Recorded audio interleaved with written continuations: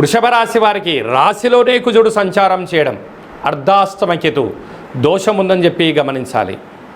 వృషభ రాశిలో ఏ నక్షత్రాలు వస్తాయి అనగా కృతికా నక్షత్రంలోని 2, 3, 4 పాదాలు, రోహిణీ నక్షత్రంలోని 4 పాదాలు, మృగశిర నక్షత్రంలో 1, 2 పాదాలు కలిపితే వృషభ రాశి. రాశాధిపతి శుక్ర భగవానుడు.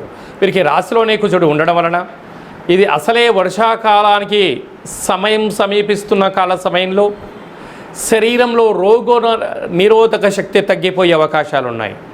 సకాలంలో తిండి, సకాలంలో నిద్ర, తగు గోరువెచ్చని ఆహారాన్ని స్వీకరింపజేయడం, కోపానికి దూరంగా ఉండాలి.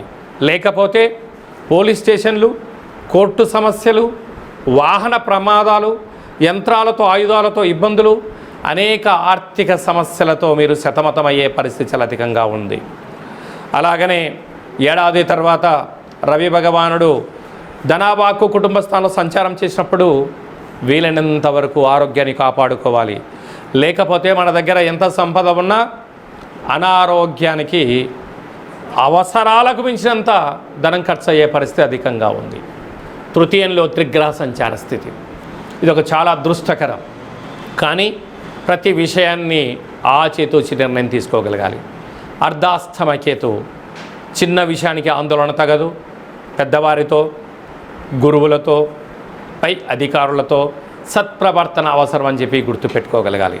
కనుక ఇలాంటి కాల సమయంలోనే ఈ వృషభ రాశి వారికి ఇది పరీక్షా కాలము. వ్యవసాయం చేసేటువంటి సోదరీమణులు, గృహ భవన నిర్మాణ కార్యక్రమం చేసేవారు తస్మాత్ జాగ్రత్త. అలాగని మీ వ్యక్తిగత జాతకం తెలుసుకోవాలనుకుంటున్నారా? మీ యొక్క పేరు, పుట్టినటువంటి తేదీ, నెల, పుట్టినటువంటి సంవత్సరం, పుట్టిన సమయం రాసి ఈ కింది నెంబర్కు వాట్సాప్ ద్వారా పంపించగలరు.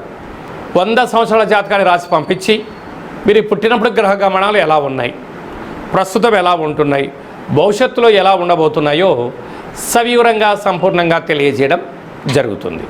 అలాగనే చాలామందికి పుట్టినటువంటి కాల సమయంలో డేటా బర్త్లు లేనటువంటి వారికి మీ పేరు యొక్క మొదటి అక్షరాన్ని అనుసరిస్తూ రమణ శాస్త్రం ద్వారా అనగా గవళ ద్వారా కాళభైరవ ఉపాసన చేత భూత భవిష్యత్ వర్తమానాన్ని తెలియచేయడం జరుగుతుంది. ఈ కింది నెంబర్ని అపాయింట్మెంట్ తీసుకుని సంప్రదించగలరు.